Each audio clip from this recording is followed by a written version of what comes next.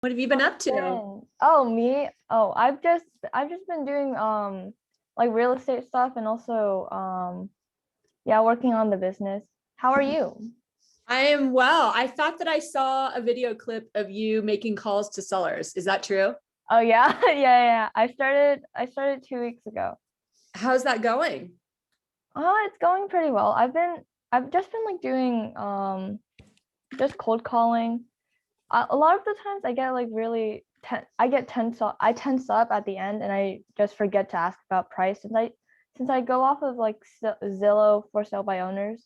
Um and the price is already like on Zillow. It's kind of like I ask for the price and they're like, "Oh, it's on Zillow already." I'm like, "Oh, okay." You're like, okay. Well, you're Yeah. learning, right?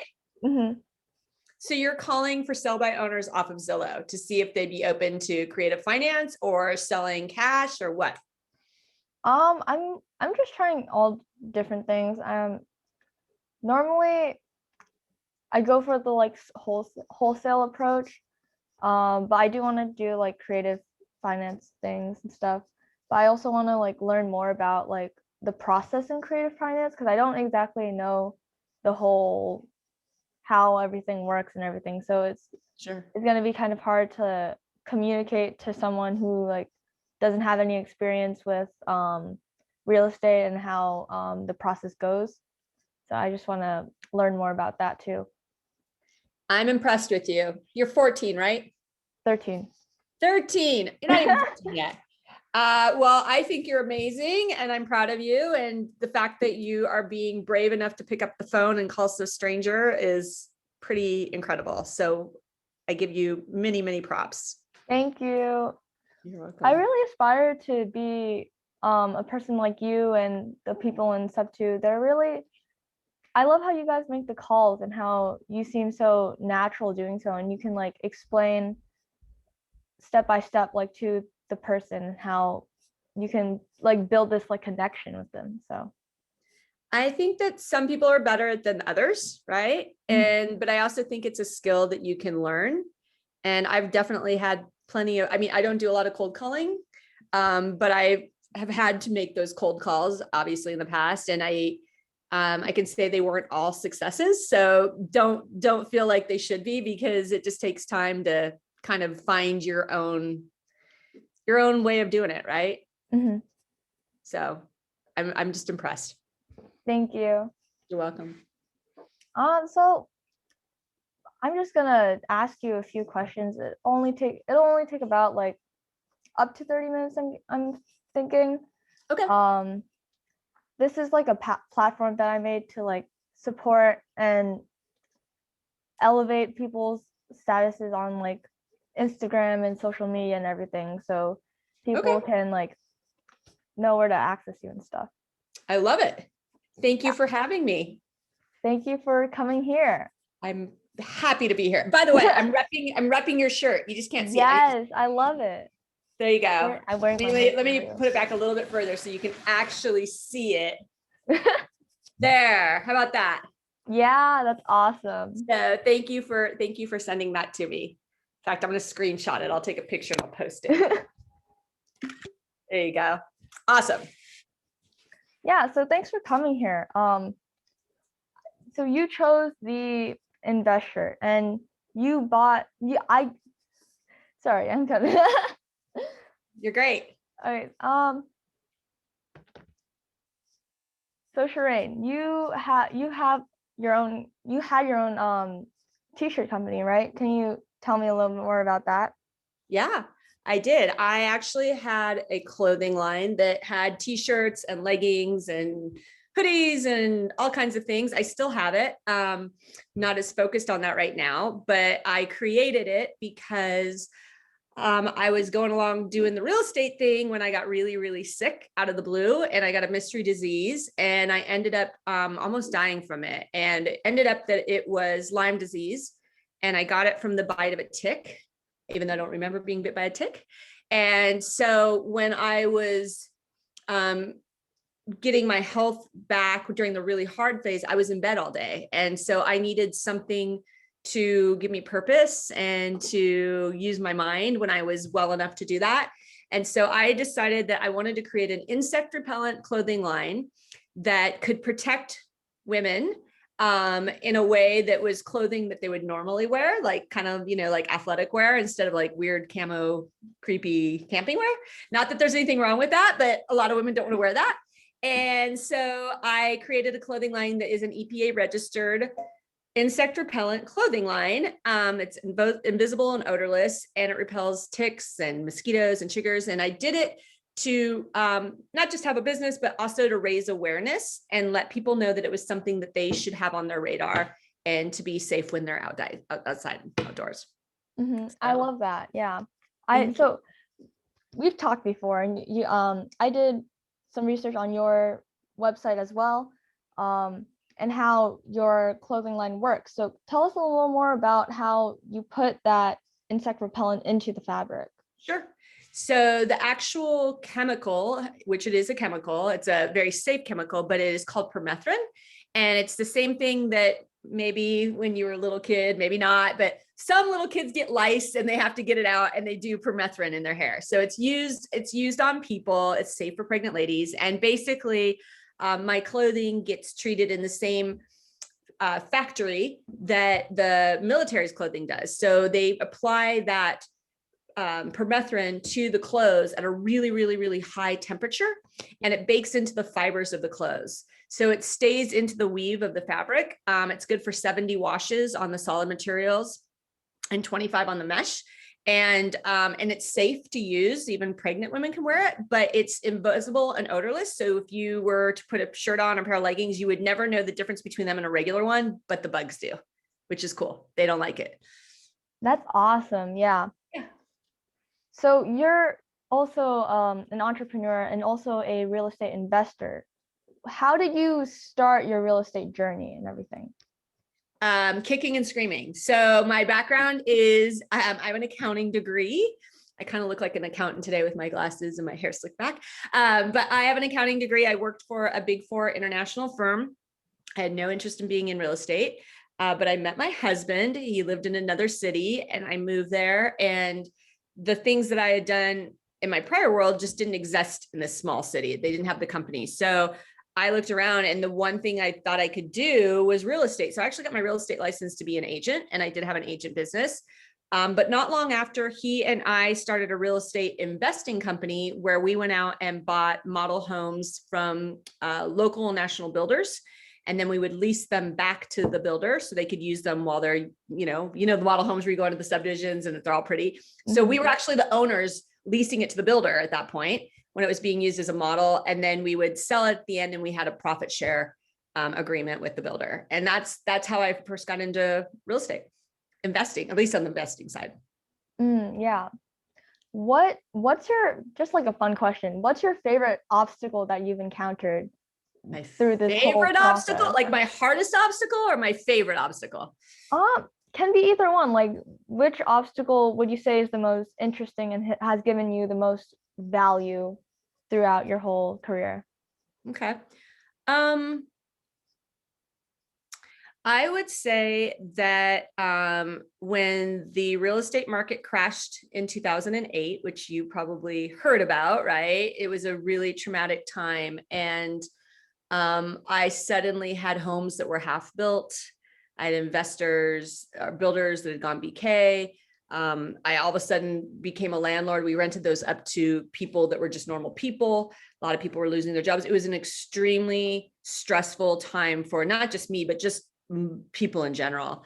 And I had to learn how to do things on the fly because there was no time to plan. You just had to learn. I had to learn how to deal with construction people and get homes built. I had to learn how to be a landlord. I'd never been a landlord before. And all of a sudden I had 40 something tenants that I had to manage. And so I just did it. And I think that I learned two things. One was that we're capable of much more than we think we are. Sometimes you just have to do it, even if it's not perfect. And secondly, I learned that people are good. And the golden rule is true. There's always a few bad apples, but for the most part, if you treat people kindly and with respect, there's usually a win-win that you can find even in the midst of really, really difficult situations. So that was a very formative event for me when that happened. Yeah. I love how you phrased that. It was so inspirational. Oh my God. Well, I'm glad. It didn't feel inspirational at the time. It felt really scary and very stressful, and I didn't know what was going to happen. But that's the thing. When you look back, sometimes those really hard times, you learn the most and you grow the most. And so you just have to, when you're in them, which you hopefully haven't been any of those yet because you're 13, but you probably will have some. You just have to remember that, you know what, you just have to keep going, and then someday you'll be grateful for that experience. It'll teach you a lot. It'll give you wisdom. Yeah. What's like the one life lesson or like quote that you've kept with throughout that whole period? What's that one quote that like motivated you to do your very best and keep on going in real estate?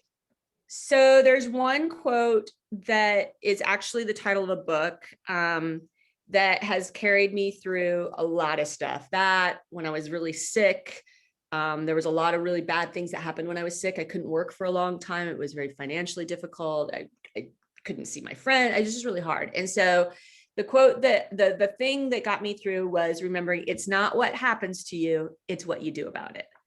And I just think that's super true, even as a teenager or as a very old person. Like everybody's going to have really hard things that are unfair, things that are heartbreaking, things that, you didn't ask for. And I always just say, everybody gets stuff. And it's not about what happens to you. It's like, what are you going to do about it? Are you going to turn that situation into something good? Even if it's a horrible situation, maybe if somebody just bullying you or something, you can still take something out of that and learn to be kind. You can learn to have greater empathy. Like there's always something good that you can do about it. So that's my favorite. It's not what happens to you, it's what you do about it. Yeah. Yeah, I always want to take like the optimistic point of view because I feel like there's no like benefit from seeing things negatively. Like if you encounter an obstacle, and I put this in like one of my dad's quote Instagram captions. Yeah. I put like, you don't gain anything from being negative or looking at the negative side of things. Like look on the positive side of things and you'll find even better things that will benefit you in the future as well. It is so true. And you're so wise to say that because so much of our experience is how we perceive it, right? You have two people that have the exact same situations and they see it two totally different ways. And the only thing that's different is how they choose to perceive it, right? And so when everything else fails, I mean, it's kind of cliche, but to your point, the one thing we have control over is our attitude. We can always choose our attitude, right? And so I don't think that it's realistic you never have a pity party for yourself, because I still do sometimes. And you have like your 5 minutes or your day where you just kind of like, ugh. But then you get to choose to be like, okay, now what are we going to do about it? Like, and I can be positive, I can be optimistic. I can find a better way of looking at it. By the way, are you managing your dad's social post? Are you the one that's creating those? Because they're really good. Thank you. Yeah, I am. Very nice. I see all of them. So I know firsthand how good they are. Thank you. I sort of slacked off this week because I had vacation. I woke up late. You're allowed to have vacation. Yeah. Thanks. What would you say is your one superpower in really entrepreneurship? Like one thing that you're really good at? This is probably not the answer that you think I would say, but I think that I'm really good at making human connection. I think that I genuinely like people, and I genuinely think that people are good, and I genuinely am interested in people. And I think that that is a very, very important skill when you are building businesses or you're an entrepreneur, because ultimately relationships are everything. The relationships are the people that are going to help you when you don't know what to do and you need help. The relationships are the people when you need a door opened for you, figuratively or literally.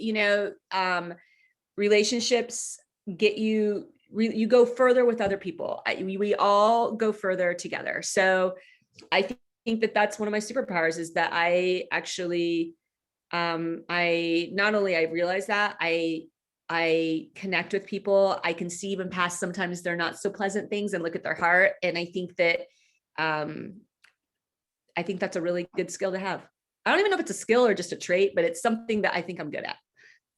Yeah, I think it's really like a skill and a trait both, because really positivity is like, it's like water. It like seeps through like cracks inside, like I don't really know how to explain it, but like positivity spreads. And if you have like a positive attitude, it'll spread to other people. So Yes. I love your like optimism and everything, because that's how we should like sound with like sellers on the phone, right? Yes. That's exactly true. I mean, to your point, you know, as you're making your phone calls, it's really about finding a way to connect with people, right? Mm-hmm.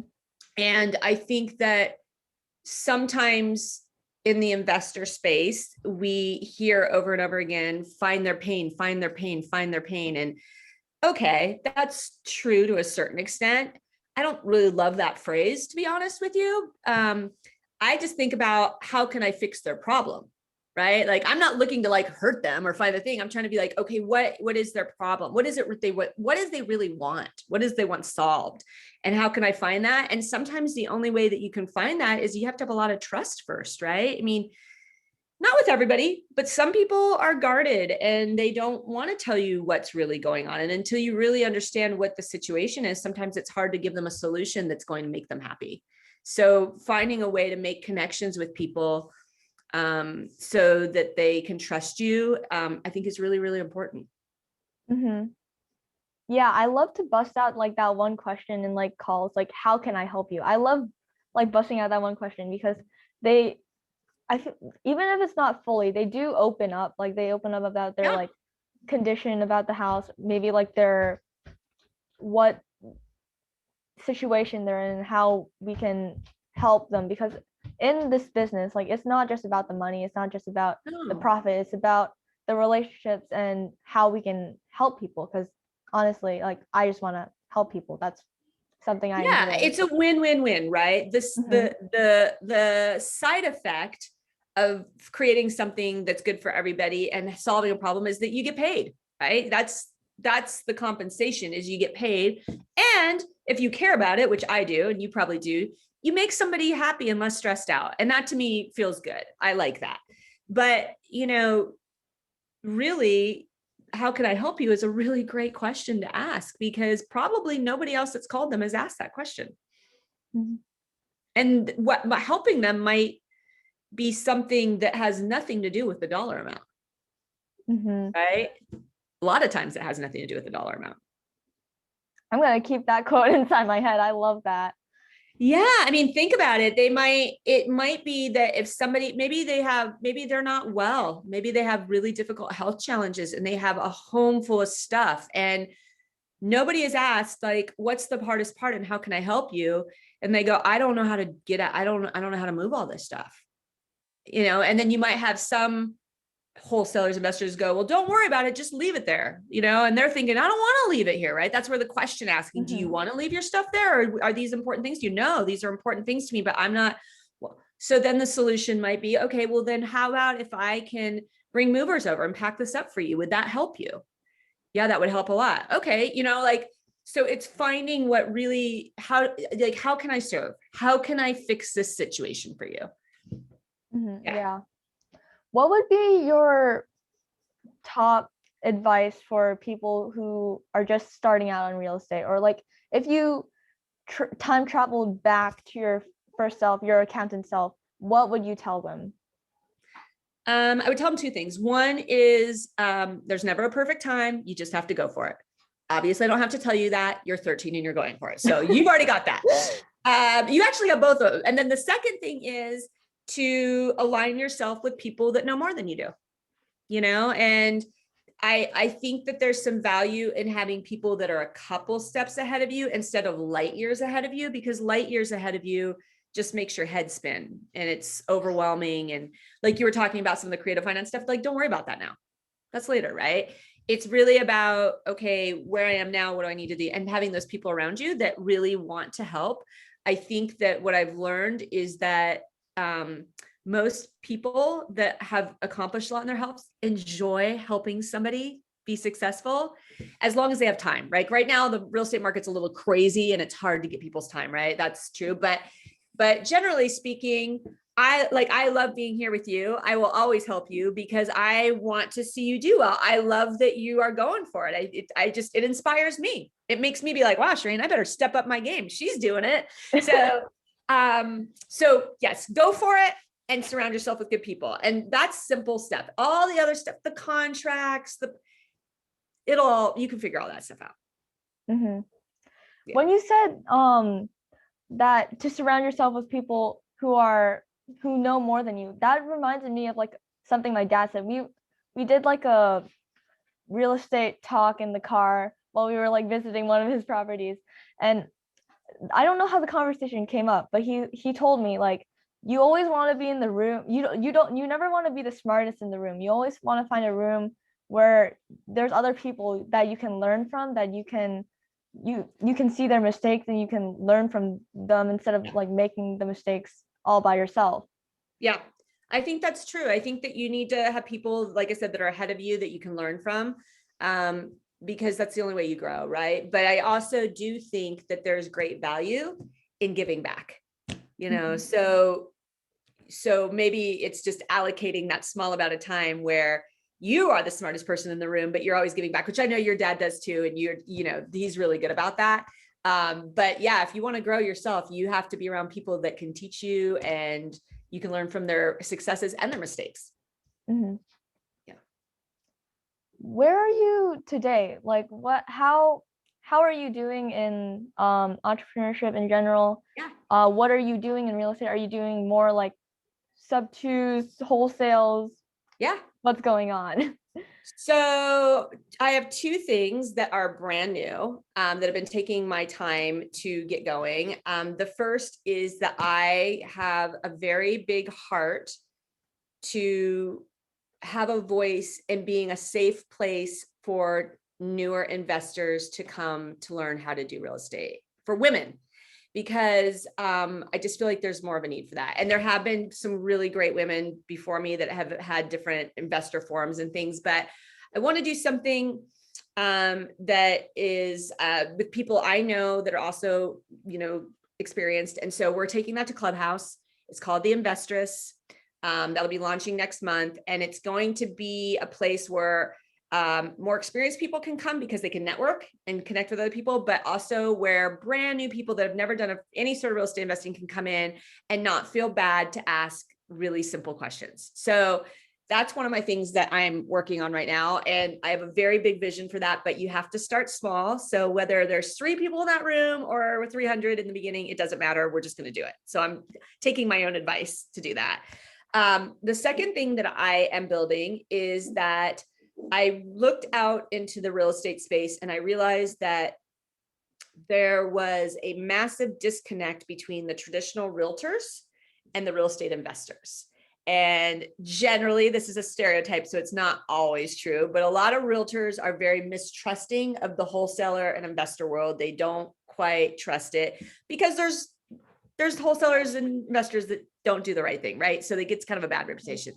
And then on the wholesaler investor side, I think that they don't always give the realtors who are working really hard the respect that they deserve, even though they don't understand or aren't skilled in the things that the investor world is. It's a different skill set. And so I am launching a company called Agent 911. And basically, I am going to be serving the real estate realtor community by being a fixer. So anything that they can't do in a traditional way and they just don't know who the right person is, I want them to call me.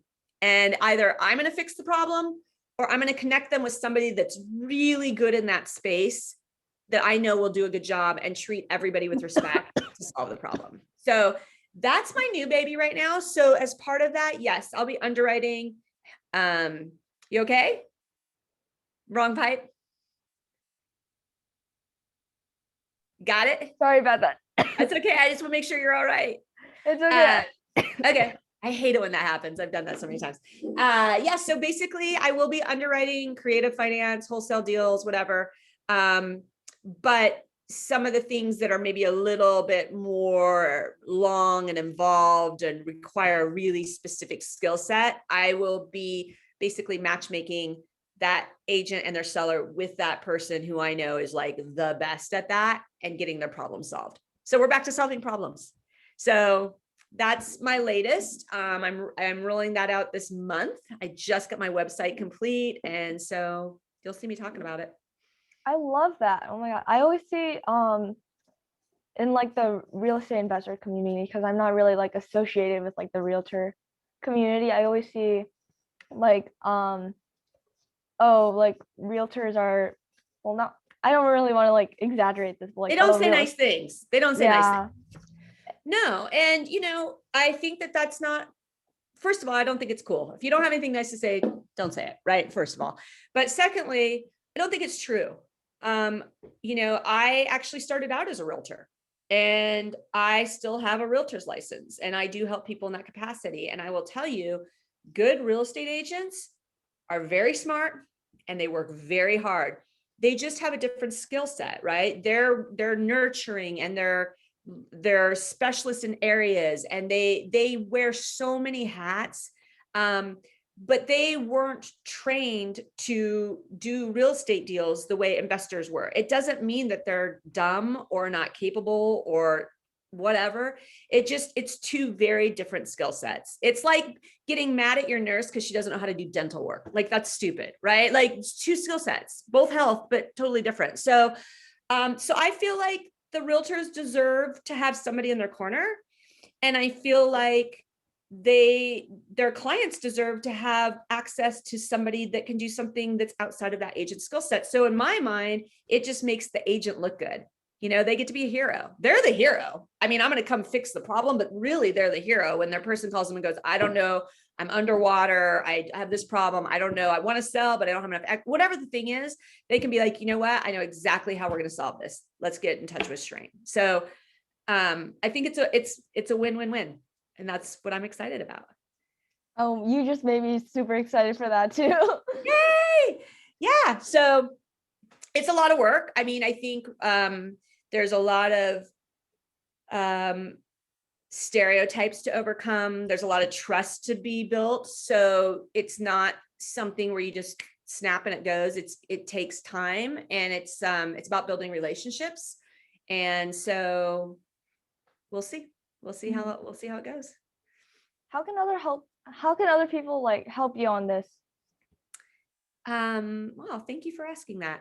I think just sharing. I think it's just sharing. I think, if there's in the Investress, if people are sharing it, because it's a free place for people to go, so I can just get the word out. So if they share it through their social media or whatever else, that's huge.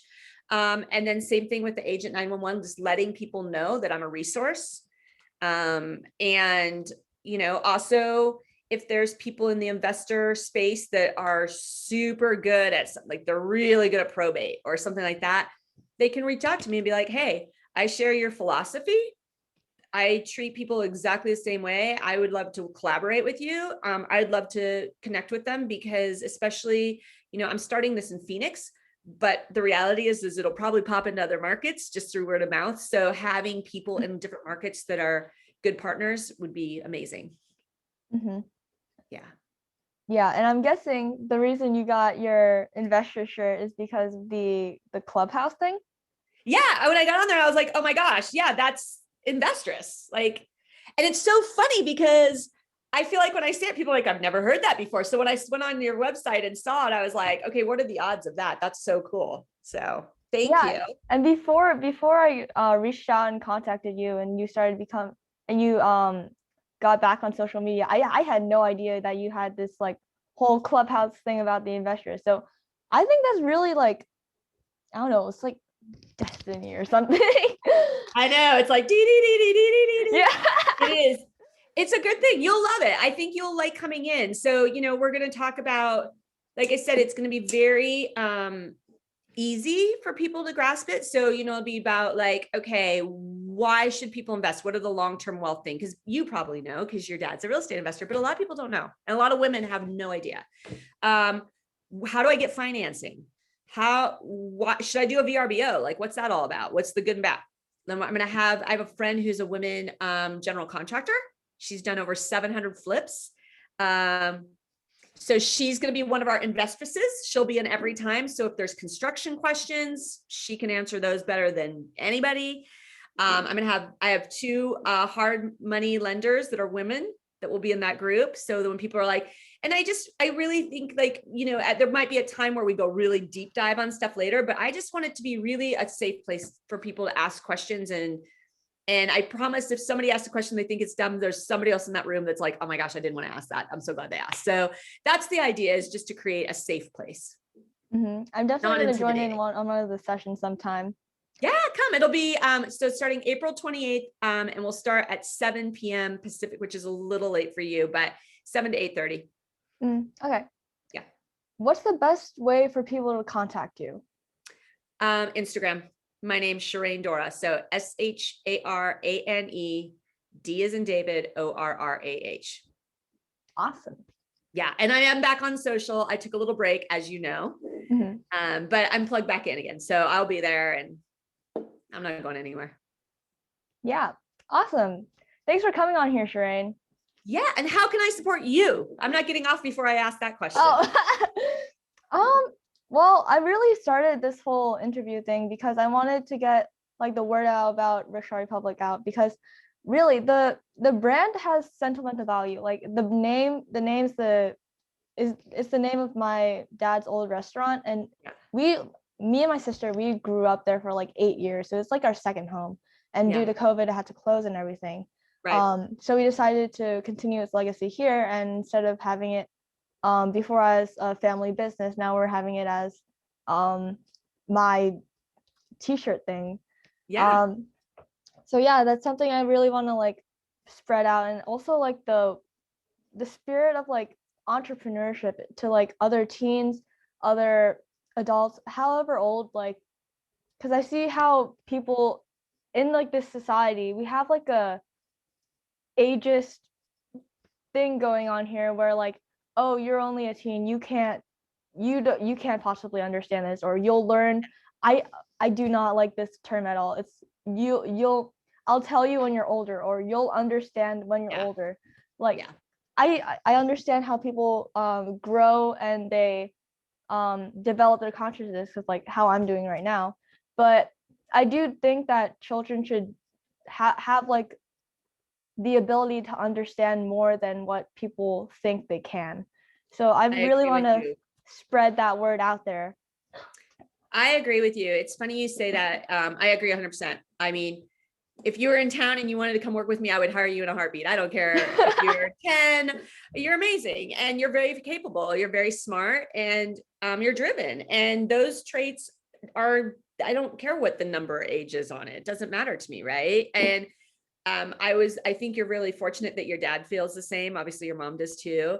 I don't know your mom, but I know your dad, and I know he's very proud of you, and he thinks you're very, very capable. And I sort of had the same situation. I grew up with entrepreneur family members. My parents were entrepreneurs. And when I was 14, I worked in the company office, and I was on the phones with customers and stuff. They had no idea that I was a teenager, and my parents never made a big deal about it. I said, I want to go work with the company. Like, okay. And they set me up with a headset, and I was doing my thing, everybody's like, oh, she's so young, whatever, like, who cares? So I kind of had a similar situation where my parents encouraged me to do things. And I like that that's your mission. I think that our young people are very capable of doing anything they put their mind to. Yeah. Totally agree. Oh, one more question before like we end this whole thing. What is something you'd like to see on the Rickshaw Republic website, whether it be like, I don't know, like a mug or like a hat or something? What would you want to buy if? Let me think. I love things that are super practical as well as branded, because then I use them all the time. So I'm trying to think whether it would be, I mean, it depends on who your audience is, right? So if it's a lot of real estate investors, maybe, and if there's a lot of women, maybe it's like measuring tapes that are branded, like Women Investor or something, like, because I have 3 in my car, right? Like I always have measuring tapes everywhere. So like that's one. I'm going to give that some more thought, but that's the first thing that comes to mind, is something that I always have around me. And maybe it's with your slogan that you love. That would be kind of cool. something that personifies you and your story. What's your most popular shirt, by the way? I would say it's either the Fearless Investor shirt or the hoodie, or Yeah. the Your Network is Your Net Worth one. Yeah, that makes sense. And who is primarily your customer right now? Who's buying mostly? Um, Mainly just my dad's like male. It's mostly Yeah, male, like yeah, yeah, the investors like Yui, uh yeah. Joseph Frangos, those people. Oh, that's cool. I love that. Hmm. Um, are you finding that you have other women or men that are your peers that are interested, or do you kind of feel like you're alone in your pursuits of all of this? I love that you asked that question. Um, well, I guess I wouldn't call myself alone because on like Sundays, Marlon has like a Think and Grow Rich book club. It's not exactly just Think and Grow Rich. We're doing like other books like about finance, about our beliefs about real estate and entrepreneurship. I would say those people, even though they're all they're all like adults and I'm really the only like kid there. Um, I do consider them to be sort of like a close group around me, even though I Your don't friend. know them that well. Yeah. I would say like they're primarily the people I would turn to. But I don't really know kids my age who are into the whole entrepreneur thing. Um, I've had experiences where like my friends, my really close like childhood friends, but I would be like talking to them about entrepreneurship and like ranting about how I'm like passionate about this and how like this is so cool. And then they said, I remember this very clearly. I cried after this. They said, you can only do that because your dad's rich because Mm. I don't know, but I'm like no, So you're we like, watch me prove you wrong, right? yeah. Yeah, you know what? You're going to get some of that, and it's unfortunate. But anybody who knows you will know how you're putting your own hard work in. And so I always say the bigger you get, the more haters you get that are going to come out of the woodwork. It's just Mhm. part of it. So if nobody's talking anything about you, you're probably not doing anything, right? Like, Yeah. so take it as fire. Do you like the t-shirt entrepreneur business more, or the real estate more, or is they the same? Um, well, firstly, I was like mostly interested in the whole real estate thing. I think that to me, it's super interesting how you like anyone can literally like help someone by like purchasing their house and I don't know, fixing it up to make it better and like selling it to someone else to make for them to like live in it. Like that's Yeah, I think that's super cool. Like yeah. but for mostly the reason I got into like the whole t-shirt business entrepreneurship thing is because my dad like opened up my mindset even more. So he told me that like you can't really live off of like one main stream of income. So I'm trying to create like multiple streams of income. So later in the future, um, if like for example, I don't know, real estate, Yeah, there's suddenly a real changes. estate crash again, Yeah, um, then I don't just like I have other sources of income to rely on. yeah. So I'm also super passionate about the t-shirt thing, but I would say real estate is really my passion. It's your number one. And Mhm. what would you say your biggest success is so far in real estate? Success. Yeah, the thing you're most Mm, proud of. It doesn't have to be like, oh, I closed 27 deals. It's just, what are you most proud of so far in your early journey of it? honestly, I think it would be starting to cold call and everything because I remember I made like a post last year in like August about how I got this like house with my dad. But I don't really consider it my house because my dad did do a lot of the work. He found like the deal and everything and I would just sort of like tagged along. So Yeah, I don't really recognize that as like my house. I always refer it to as like the whatever, the West Pullman house or something. yeah, yeah, yeah, yeah. So yeah, I think it would be starting to cold call, even though I haven't like gotten like a deal yet. I think to me it's super interesting how I can connect with other like strangers on the phone. So Yeah. that's my best accomplishment for now until I can actually like bond with someone and get a deal. You'll get it. It's just a matter of time. I mean, how long have you been cold calling now? 2 weeks. Yeah. So I in the year by this summer you'll have locked up your deal. You let me know when it happens. I Okay. will. I will be so excited for you. Thank you. Yeah.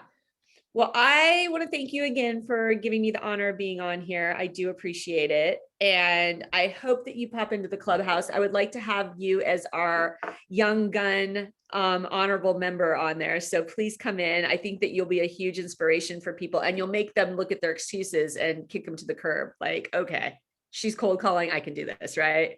Yeah, I'd love So, to go on there. yeah, come on. I would love to have you there. Now I just got to convince my dad to let me get Clubhouse because I've just been on like his phone. Oh, okay. Well, tell him Shrine said you need to. Yeah. You can blame it on me. I'll get a phone call from him and be like, what are you doing? So maybe it's just only for certain things, only certain, I mean, what trouble can you get into on Clubhouse? I don't know. So awesome. All right, my friend. Well, thank you again and keep me posted and hopefully I will see you soon. Yeah. Thank you for Okay. coming on here, Shrine. You're very welcome, Audrey. Have a good rest of your day. You too. Bye-bye. Bye-bye. Bye.